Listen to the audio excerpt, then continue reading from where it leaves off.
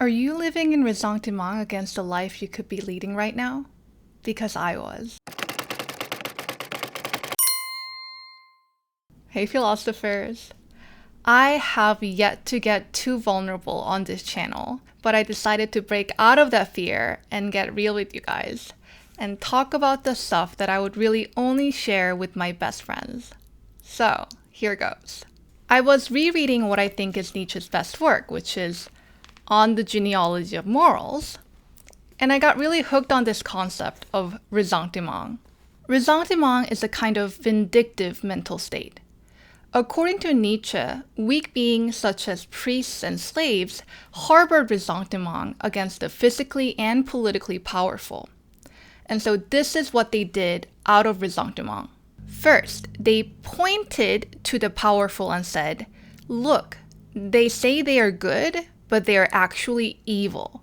Whatever they do, whatever they represent, is evil."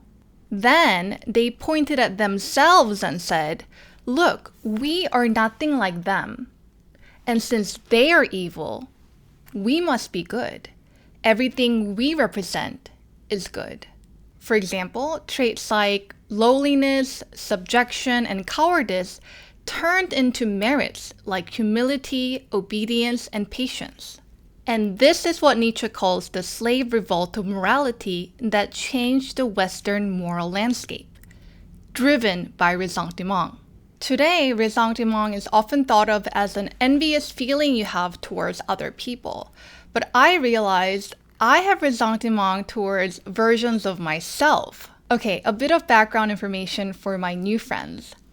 After graduating from Stanford with a bachelor's and a master's, I worked as an analyst at a consulting firm in Silicon Valley. But after a few years, I decided to quit, owing to a combination of factors that I won't bore you with today. So now I'm in Korea, primarily teaching and writing for a living, at least for the time being. And in all honesty, I am quite happy. But there are nights I lie awake at night and think about the other path I could have been on. What if I hadn't quit my job? What if I started a PhD right out of college? What if I married my ex-boyfriend? And all these scenarios, to be fair, have some merit that I currently lack. And here is where I would do what those weak men of ressentiment did. First, I would point at those versions of myself and say, that is bad. That would have been bad. I would have become this kind of person. That is bad. I would have been unhealthy. I would have been unhappy. Then again, as those men of ressentiment did, I would point to myself and say, look, my life now is so different from those bad alternatives. That must mean it's good. That must mean I'm happy. That must mean I'm on the right path. Phew.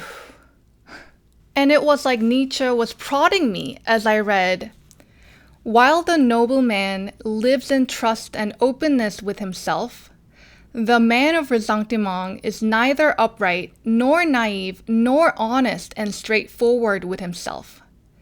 His soul squints. His spirit loves hiding places, secret paths, and back doors.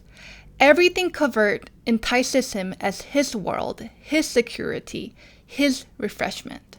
Nietzsche was right. I wasn't being honest or straightforward with myself, stuck in ressentiment.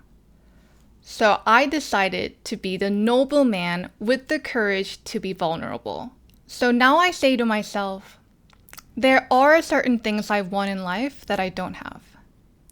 I'm not going to lie to myself and say they're evil things. They are good things. And at the same time, I can be certain that my current life is also good.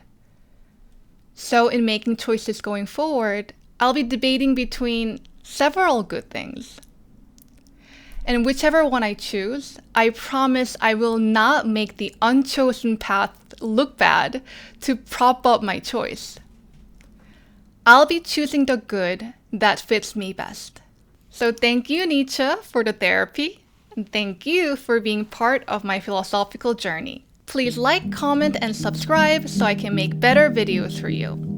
Have a philosophical week. Bye!